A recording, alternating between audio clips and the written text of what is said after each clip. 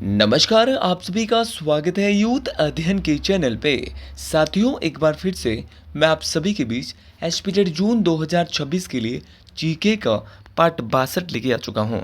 Part 62 का जो पहला क्वेश्चन है कि 15 अगस्त 1947 को भारतीय राष्ट्रीय कांग्रेस के अध्यक्ष कौन थे। तो अगर बात करें 15 अगस्त 1947 की, तो उस समय भारतीय राष्ट्रीय कांग्रेस के अध्यक्ष कौन थे जब भारत आज़ाद हुआ, तो वो थे आचार्य जेबी कृपलानी।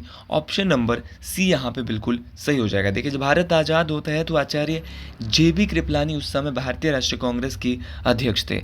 अब क्वेश्चन पूछने वाला क्वेश्चन क्या पूछता है? क्वेश्चन पूछने वाला क्वेश्चन पूछता है कि भारतीय राष्ट्रीय कांग्रेस की स्थापना कब की गई। तो भारतीय राष्ट्रीय कांग्रेस की स्थापना 28 दिसंबर 1885 28 दिसंबर 1885 को भारतीय राष्ट्रीय कांग्रेस की स्थापना बम्बई में की गई। किस व्यक्तित्व या किस अंग्रेज व्यक्ति ने भारतीय राष्ट्रीय कांग्रेस की स्थापना की? तो वो की थी एलन ऑक्टेवियन ह्यूम। क्या है? Allan Octavian Hume. आपको बेहतरीन तरीके से याद रखना है। तो एलन ऑक्टेवियन ह्यूम जो है, उनके द्वारा भारतीय राष्ट्रीय कांग्रेस की स्थापना की जाती है। साथियों, जब भी मैं बात करता हूँ एओ ह्यूम की, तो इनके द्वारा भारतीय राष्ट्रीय कांग्रेस की स्थापना की जाती है। लेकिन क्वेश्चन पूछने वाला क्वेश्चन टेट परीक्षाओं में पूछता है कि जब भारतीय राष्ट्रीय कांग्रेस बना तो उस समय भारत के वायसरॉय कौन थे। तो जब भारतीय राष्ट्रीय कांग्रेस की स्थापना होती है तो उस समय भारत के वायसरॉय थे लॉर्ड डफरिन। तो लॉर्ड डफरिन उस समय भारत के वायसरॉय थे। ये बात आपको डिटेल से याद रखनी है। साथियों, अगर आप भी एसपीटेट जून 2026 के किसी भी स्ट्रीम की तैयारी कर रहे हो, अंत के समय में अपना एसपीटेट क्वालिफाई करना चाहते हो, हमसे हैंड रिटन नोट्स लेना चाहते हो, तो 7876145409 इस नंबर पे कांटेक्ट करके आप हमारे बैच का हिस्सा बन सकते हैं।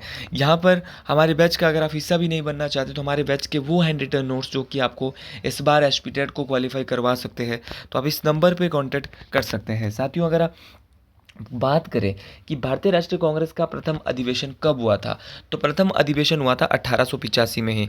कहाँ हुआ था? जहाँ पर स्थापना हुई थी, बम्बई में ही इसकी स्थापना हुई। बम्बई में ही इसका प्रथम अधिवेशन के अध्यक्ष थे व्योमेश चंद्र बनर्जी।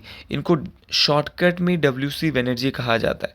तो व्योमेश चंद्र बनर्जी भारतीय राष्ट्रीय कांग्रेस की प्रथम अधिवेशन के अध्यक्ष थे। और प्रथम अधिवेशन में 72 लोग शामिल थे।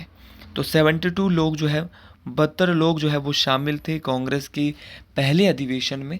अच्छा, क्वेश्चन पूछा जाता है कि कांग्रेस के पहले मुस्लिम अध्यक्ष कौन थे। तो भारतीय राष्ट्रीय कांग्रेस के पहले मुस्लिम अध्यक्ष थे बदरुद्दीन तैयब जी। तो बदरुद्दीन तैयब जी की जब भी मैं बात करता हूँ तो ये भारतीय राष्ट्रीय कांग्रेस के प्रथम मुस्लिम अध्यक्ष थे। अच्छा, प्रथम ईसाई या प्रथम अंग्रेज अध्यक्ष भारतीय राष्ट्रीय कांग्रेस के कौन थे? ये क्वेश्चन कई बार आपके एसपीटेट परीक्षाओं में पूछा गया है। तो उनका नाम था जॉर्ज यूल। अगर तो पूछा प्रथम मुस्लिम तो है बदरुद्दीन तैयब जी। लेकिन अगर प्रथम अंग्रेज या प्रथम ईसाई और अंग्रेज एक ही बात है, पूछ लिया तो क्या बोलेंगे? जॉर्ज यूल बोलेंगे मेरे साथी। ये बात आपको डिटेल से याद रखना है। क्वेश्चन कई बार ये क्वेश्चन भी पूछा गया है कि भारतीय राष्ट्रीय कांग्रेस की पहली महिला अध्यक्ष कौन थी। तो पहली महिला अध्यक्ष थी श्रीमती एनी बेसेंट। तो एनी बेसेंट की जब भी मैं बात करता हूँ तो एनी बेसेंट कौन थी? तो ये भारतीय राष्ट्रीय कांग्रेस की पहली महिला अध्यक्ष थी, जिन्होंने कांग्रेस की 1917 के कलकत्ता अधिवेशन की अध्यक्षता की थी। अगर तो पूछा खाली की पहली महिला अध्यक्ष तो एनी बेसेंट है, लेकिन भारतीय राष्ट्रीय कांग्रेस की पहली महिला भारतीय है। अभी तक तो महिला है क्योंकि एनी बेसेंट तो आयरलैंड से भारत आई थी, लेकिन पहली महिला भारत से जो थी, पहली महिला भारतीय अध्यक्ष तो आएगा सरोजनी नायडू। और सरोजनी नायडू ने कांग्रेस के किस अधिवेशन की अध्यक्षता की थी? तो दोस्त, सरोजनी नायडू ने कांग्रेस के 1925 का जो कानपुर में अधिवेशन हुआ था, 1925 में कांग्रेस का अधिवेशन हुआ था कानपुर में। और इसी कानपुर अधिवेशन में भारतीय राष्ट्रीय कांग्रेस की अध्यक्षता करी थी आपकी सरोजनी नायडू ने। और सरोजनी नायडू भारतीय राष्ट्रीय कांग्रेस की प्रथम भारतीय महिला अध्यक्ष है। ये बात आपको डिटेल से याद रखनी है। साथियों, मेरे पास वो हैंड रिटन नोट्स है जो डेफिनेटली आपके एसपीटेट को 101% क्लियर करवा सकते हैं। आप ज़्यादा से ज़्यादा हमारी वीडियोस को फॉलो करते रहिए।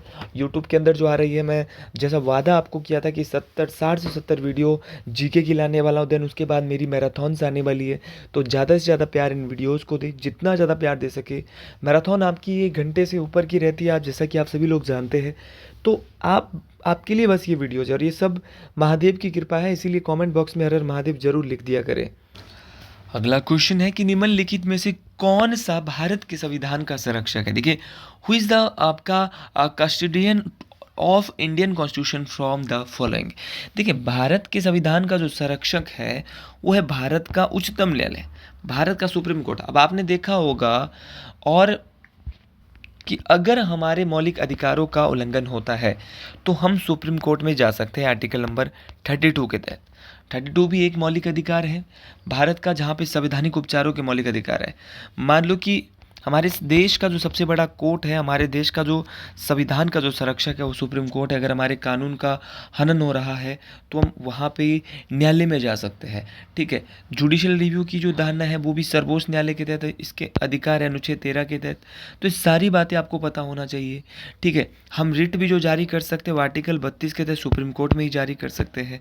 तो ये सारी बातें आपको डिटेल से याद रखना है। और क्वेश्चन ये भी बहुत बार पूछा जा सकता है कि वर्तमान में सुप्रीम कोर्ट के मुख्य न्यायाधीश कौन हैं।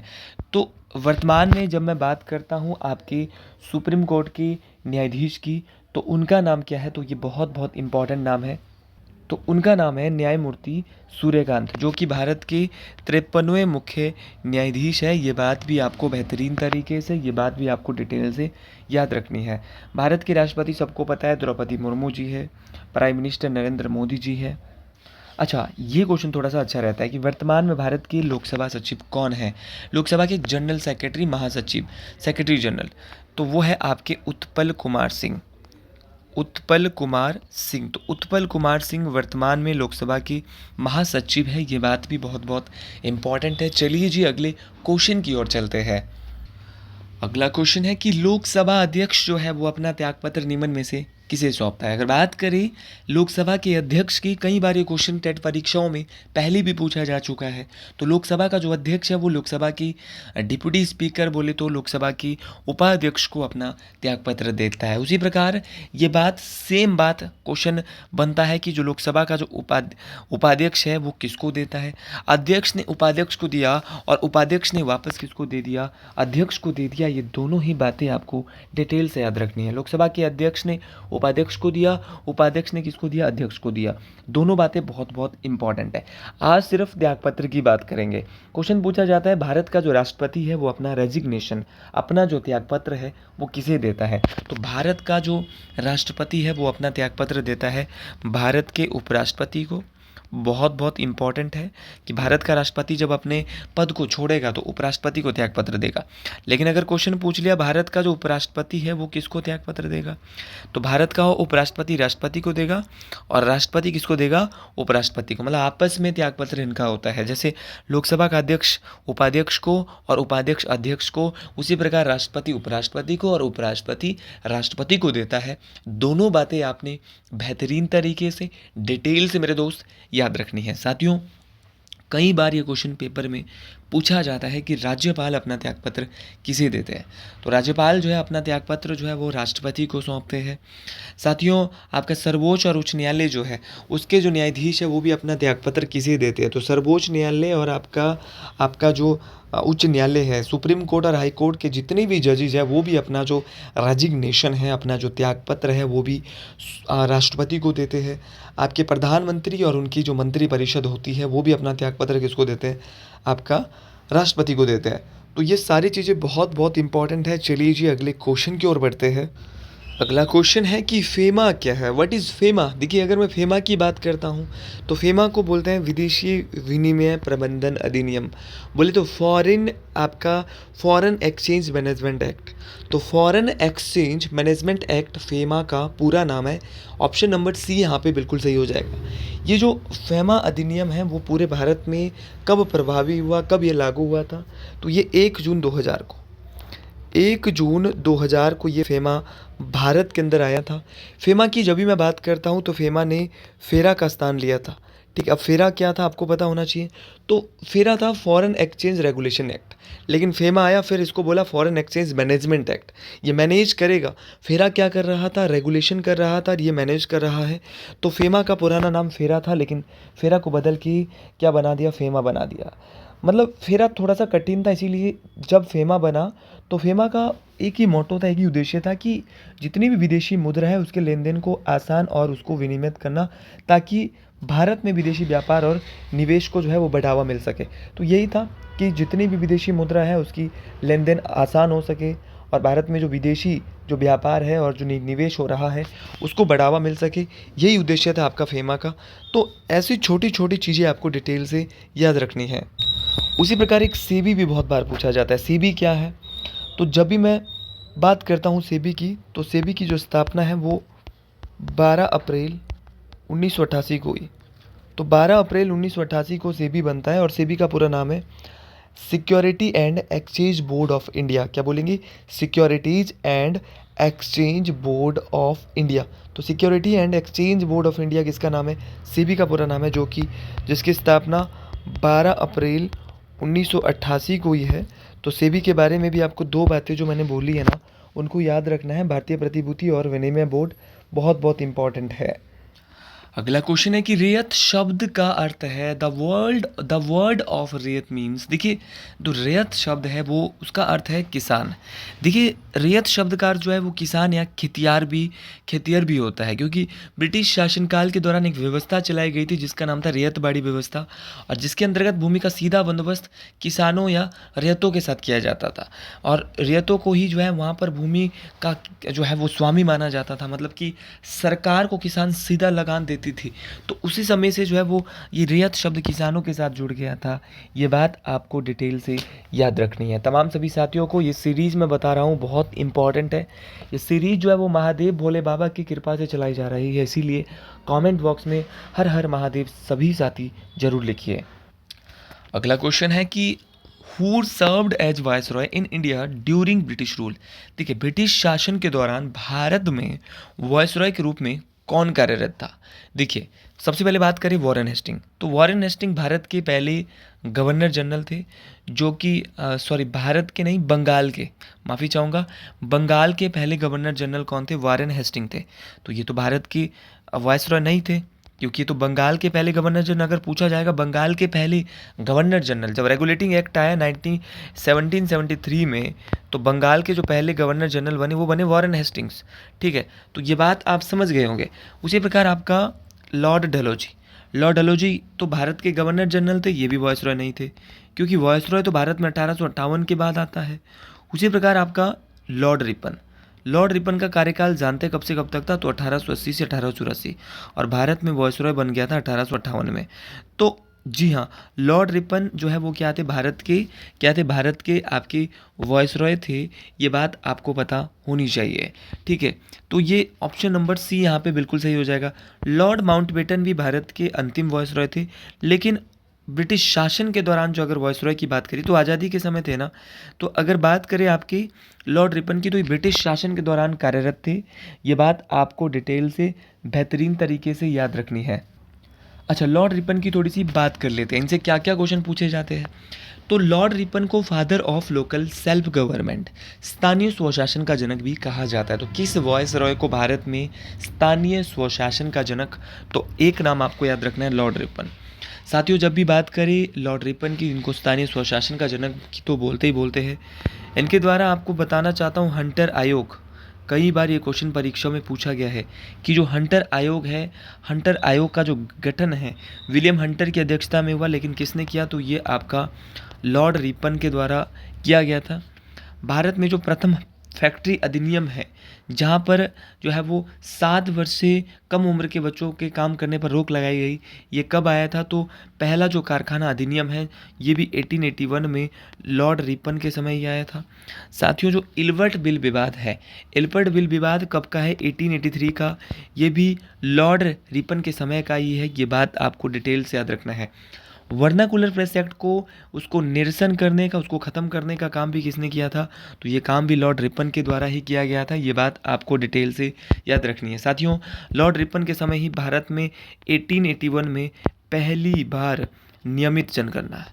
देखो लॉर्ड मेयो ने शुरू तो करवाई 1872 में, लेकिन उसको कंटिन्यूसली हर 10 साल के बाद ये जनगणना आएगी, उसको नियमित बनाने का जो काम किया था वो लॉर्ड रिपन साहब ने किया था। ये बात आपको डिटेल से याद रखनी है, बहुत बहुत इम्पॉर्टेंट है, परीक्षाओं में पूछी जाती है। और याद रखना जो लॉर्ड रिपन है उनको कार्य को देखते हुए इन्हें कई बार भारत का उद्धारक भी कहा जाता है। तो किस वॉयसरॉय को भारत का उद्धारक भी कहा जाता है? तो वो आपका लॉर्ड रिपन साहब को भारत का उद्धारक के नाम से भी जाना जाता है। चलिए जी अगले क्वेश्चन की ओर बढ़ते हैं। अगला क्वेश्चन है कि वर्ष 2014 में शांति के लिए जो नोबेल पुरस्कार है, पीस के लिए जो नोबेल पीस प्राइज है 2014 में वो किसे मिलता है? तो वो मिलता है आपका कैलाश सत्यार्थी को। ऑप्शन नंबर डी यहाँ पे बिल्कुल सही हो जाएगा। बात करें कैलाश सत्यार्थी की तो इनको नोबेल पीस प्राइज यहाँ पे मिलता है 1913 में शांति के क्षेत्र में। ये मदर टेरेसा के बाद दूसरे व्यक्ति थे जिनको नोबेल पीस प्राइज यहाँ पे मिलता है। ये बात आपको बेहतरीन तरीके से याद रखनी है। इनके साथ मिला था पाकिस्तान की मदर टेरेसा। मदर टेरेसा को मात्र और मात्र 17 वर्ष की उम्र में ये पुरस्कार मिल गया था। ये बात आपको बेहतरीन तरीके से, ये बात आपको डिटेल से याद रखनी है। साथियों जब भी बात करें कैलाश सत्यार्थी की तो इनके द्वारा भारत में एक आंदोलन चलाया गया था जिस आंदोलन का नाम था बचपन बचाओ आंदोलन। तो बचपन बचाओ जो आंदोलन है वो भारत में किसने चलाया? तो बचपन बचाओ आंदोलन जो चलाया था वो चलाया था कैलाश सत्यार्थी के द्वारा। ये बात आपको डिटेल से याद रखनी है। साथियों अगर बात करें आपकी भारत में सबसे पहले नोबेल पुरस्कार किसे मिलता है, लेकिन शुरुआत कब हुई थी इस पुरस्कार की, ये क्वेश्चन भी बहुत प्यारा क्वेश्चन है। तो स्वीडन के एक महान वैज्ञानिक होते थे अल्फ्रेड नोबेल, उन्हीं के नाम पर यह नोबेल पुरस्कार दिया गया। 1901 में प्रतिवर्ष ये नोबेल पुरस्कार दिया जाता है जो कि दुनिया का सबसे बड़ा पुरस्कार है। साथियों जब भी नोबेल पुरस्कार की बात करें तो ये वर्तमान में 6 क्षेत्रों में दिया जाता है। कितने क्षेत्रों में?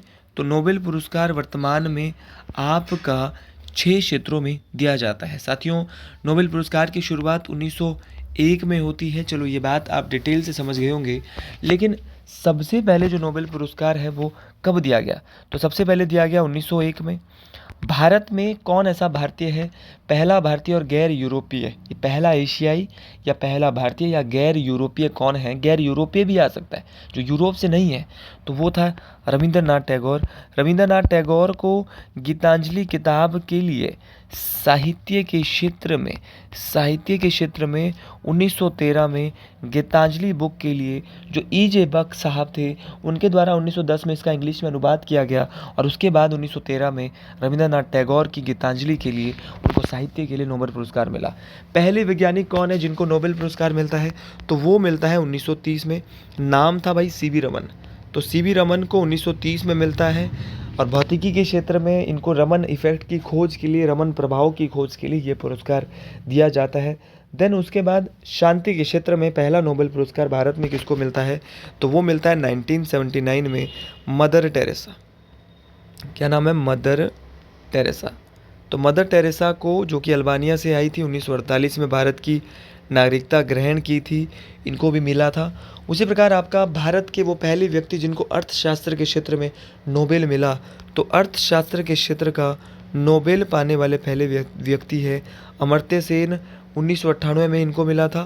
तो इस तमाम बातों जो मैं आपको बता रहा हूँ ये सारी बातें बहुत बहुत इंपॉर्टेंट है।